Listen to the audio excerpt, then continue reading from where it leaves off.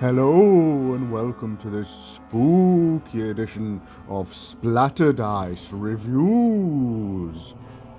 And today's board game review is Darkest Dungeon. Darkest Dungeon is a dungeon crawler game for 1 to 4 players by Mythic Games, based on the video game by Red Hook Studios. In this game, you will be taking on the role of a mercenary group hired by a wealthy heir to the old manor house. Your mission is simple: delve into the dungeons beneath the manor and clear out the horrible monstrosities that roam the crumbling passageways and shadowy chambers of the Darkest Dungeon. This game does a very good job of emulating the mechanics featured in the video game, and if you're a fan of said video game, there are many aspects of this game that will likely feel quite intuitive to you. If you have not played the video game, then some things may seem a bit quirky to you. That being said, the mechanics of this game are very well implemented and easy to follow. So let's take a look at this game, beginning with the campaign. The campaign consists of 3 acts and the finale. However, the structure of this game follows a specific pattern that makes it very easy to play one-off games if you prefer. Setting up the campaign is very simple. You begin at Act 1 and draw one of these boss cards at random with the Act 1 symbol on it. This card will give you some flavour text about who the boss is and some rules text about how they affect gameplay. To complete Act 1, you have to complete 3 dungeon explorations and then fight the boss.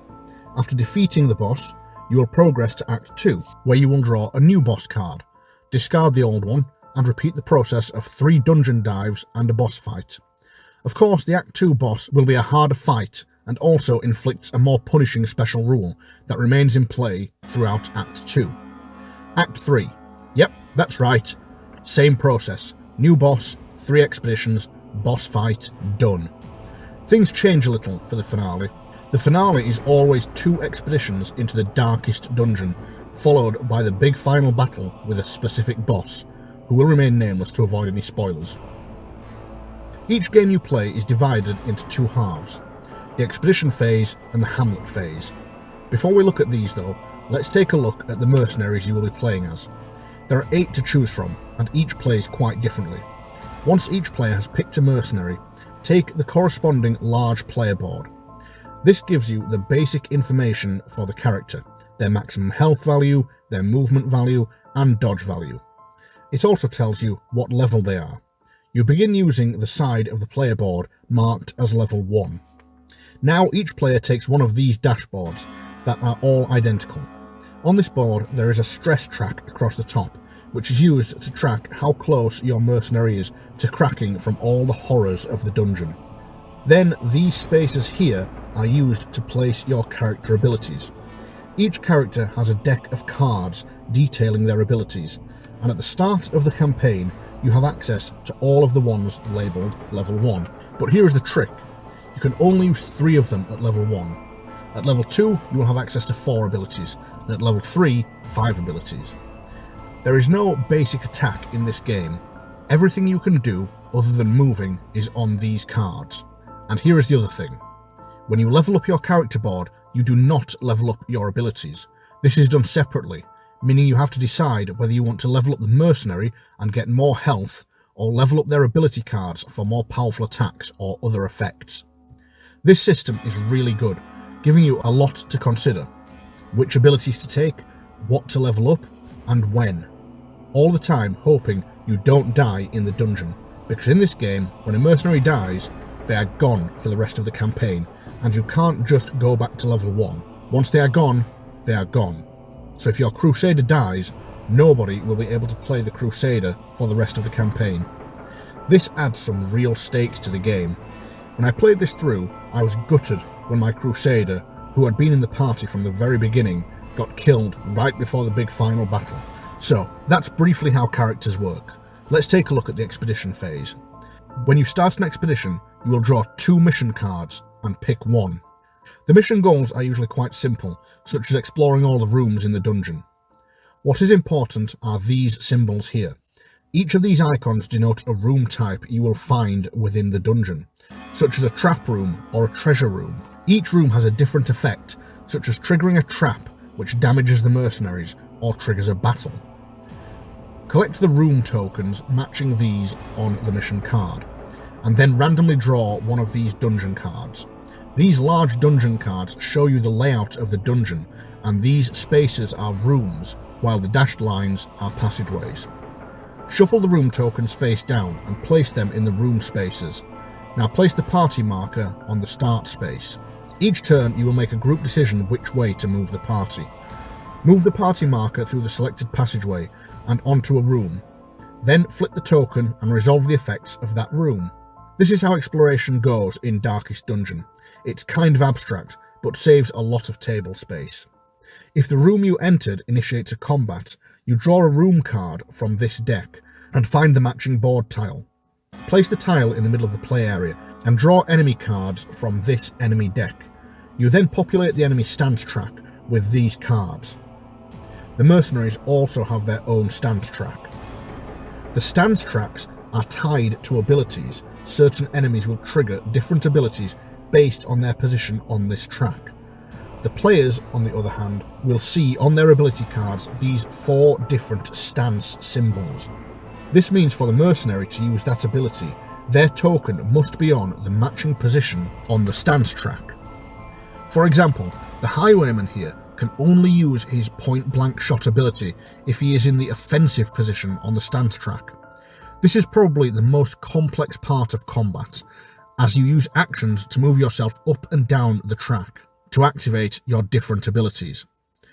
Not to mention, some enemies may force you to move on this track, ruining your carefully thought out plan of attack. Right, that's the stance track covered, let's get back to the fight. Place your mercenaries and monsters on the board in the space that matches their position on the stance track. Then, take these initiative cards, 4 enemy cards and 4 mercenary cards. Shuffle and draw to determine who goes first, mercenaries or monsters. Note, this only determines which side activates, not which specific mercenary or monster. That is determined by, yes, you guessed it, the stance track. So, combat in this game is pretty simple. On your turn, you get 2 actions, and these are very simple: move or use one of your card actions. Moving is quite obvious. Move a number of spaces on the board up to your movement value. Card actions cover a few things, mainly attacking, but also healing and applying various status effects. How you attack in Darkest Dungeon is really simple. Each attack has a target number, damage result, critical hit number, and critical damage result, along with any special status effects the attack inflicts. Roll a combat die and try to get under the target number. In Darkest Dungeon, rolling lower is better. This leads to some very interesting attacks where the target number for a crit is 0, meaning you cannot crit without having the buff status effect applied to you. There are also some abilities that may have a target value of above 10, meaning the attack always hits unless you roll a 10 on the d10, which is always considered a fail. What this does mean, though, is the debuff status effect won't necessarily alter the chances for that attack to succeed. If you pass the roll, apply the damage, or whatever effect the ability has. Now you're probably wondering about those buff and debuff conditions I mentioned. Well, let's take a look at status conditions, as these are the real crunchy part of Darkest Dungeon combat. There are quite a few of these conditions. Buff, debuff, bleeding, marked, and blight are the main ones you will see. Buff and debuff alter your dice roll when using an ability. Subtract 1 from the roll for a buff, and add 1 for a debuff. Bleeding and blight deal damage at the end of the turn. I won't cover the other status effects here, but these 4 are important for the understanding of how status effects work in this game. Unlike most games, where you may be hit with a condition such as bleeding that deals damage over time but cannot be inflicted twice, Darkest Dungeon allows conditions to stack up. Each time an attack inflicts a condition, you will place a stack of tokens on your player board. For example, this symbol means the attack inflicts bleed for 2 turns. Place 2 bleeding tokens on your character card. At the end of the turn, you discard the top token and take 1 damage. But what about if you are hit with this attack again in the next turn? Well, of course, you add 2 more bleed tokens to the stack, right? Wrong. In the Darkest Dungeon, you can have multiple stacks of tokens for the same status effect. So in the example above, you would make a second stack of bleeding tokens. Why is that important? Well, because when the end of the turn comes around, you will remove 1 token from each stack, and for each bleeding token removed, you take 1 damage. So you would take 2 damage from bleeding in this example. And you could end up with 3 or 4 or even more stacks of a condition like this, hitting you with massive damage at the end of a turn. But it's not all bad news. Remember that buff condition?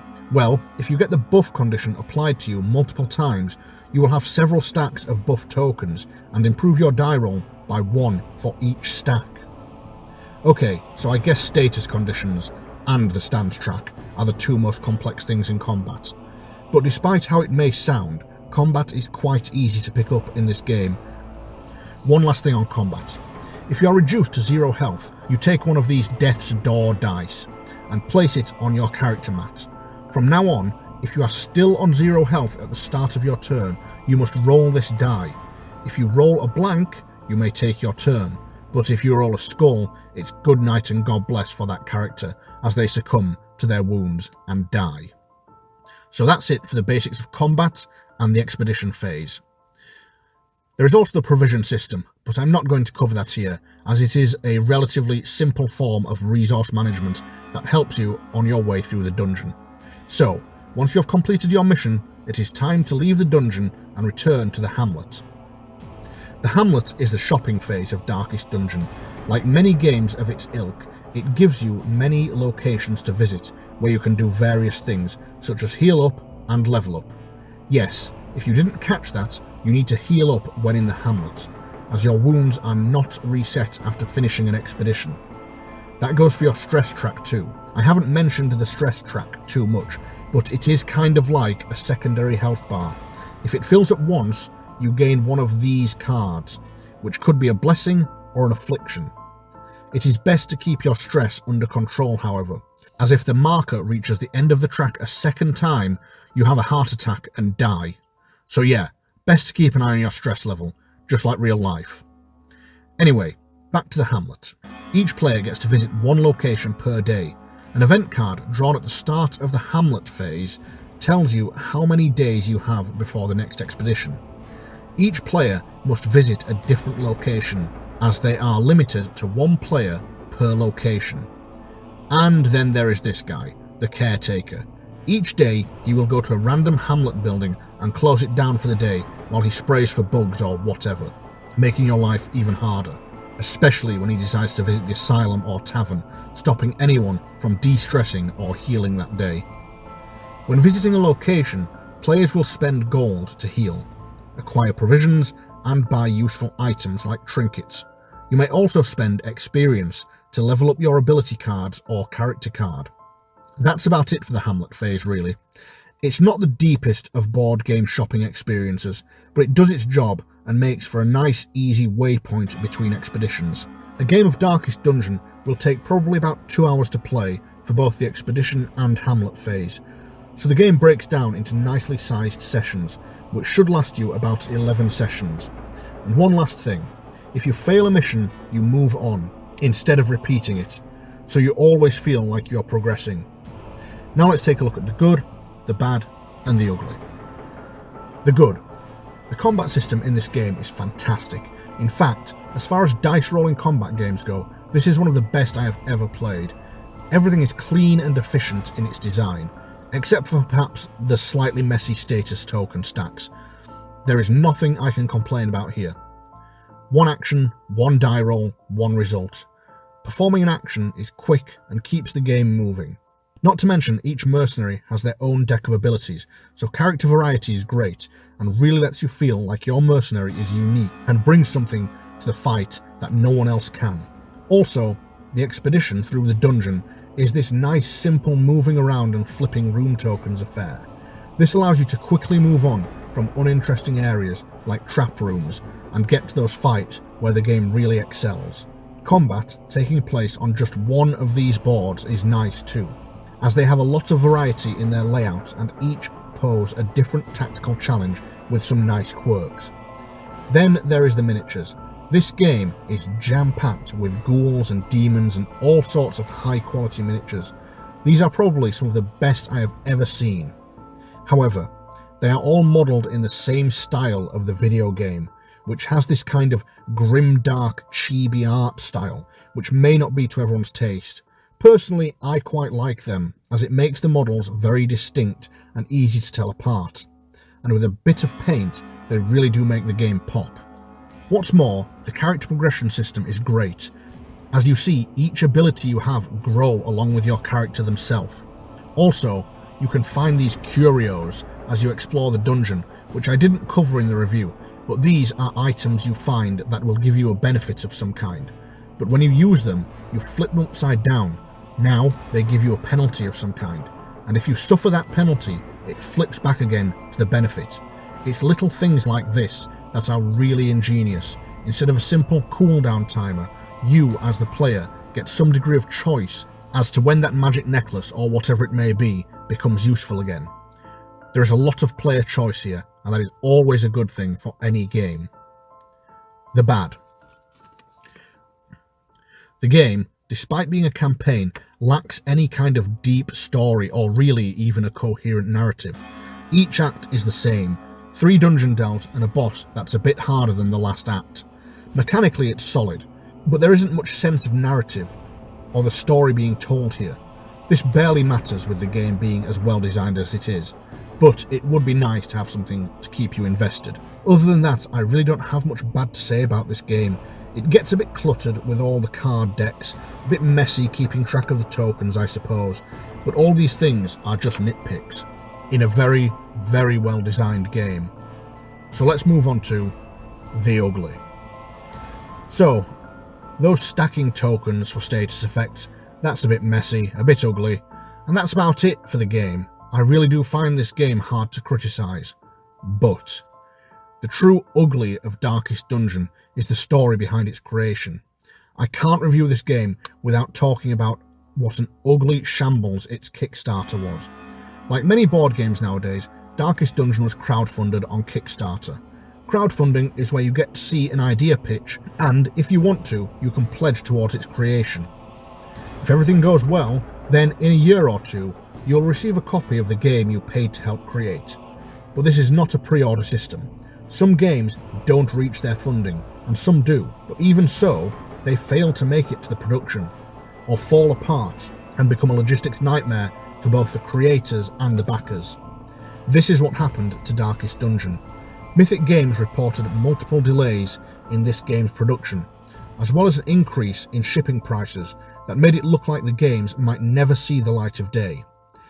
This was especially frustrating, as the manufacturing of the game was complete, and somewhere in China there was a factory full of these games that Mythic Games couldn't afford to deliver. To the consumer, this was quite frustrating to say the least, especially when you consider this game raised over $1 million during its crowdfunding campaign. Now, delays and issues are not uncommon with projects like this, but when Mythic Games told backers they would have to pay an additional contribution to guarantee delivery of their game, well, people were not best pleased, to put it lightly. I backed this game, and I was forgiving of this situation. I had to pay something like an extra $20, but I only backed the core game. Those who backed everything, all the expansions and bonus materials, had to pay more than $100 for this shipping contributions. Many people refused, and as a result, their games weren't delivered, and they were left with a wishy-washy promise from Mythic Games that they may get them someday. Now, add to this the game was shipped in 2 waves, and backers were asked yet again to contribute to the shipment of Wave 2, which would contain all sorts of extras and add-ons. I quickly lost any sympathy I had for them. Mythic Games promised they would not ask a second time, and yet they did. At the time of this review, Wave 2 has not been delivered, and despite the contributions, it honestly looks doubtful that it ever will be. Business nightmares like this happen, and potential backers should be prepared for them. But the attitude of Mythic Games asking for more money and releasing statements that honestly felt condescending, not to mention they were very, very slow to respond to people's inquiries throughout this whole mess. These are the truly ugly parts of Darkest Dungeon. It's a fantastic game, but that ugly production really tarnishes it. So all that said, what do I think of this game? It's not boring at all. A fun and crunchy combat system that has plenty of depth and choice, coupled with a great character progression system and this dark, gothic horror atmosphere. It really is a top-tier game with wonderfully executed mechanics. If you like the sound of all that, and you can actually find a reasonably priced copy, I highly recommend this game. But if you use crowdfunders, I do not recommend you back any project by Mythic Games. I certainly won't be again. Well, I'm bored of reviewing this game now. If you like these reviews, feel free to like and share and subscribe to the channel.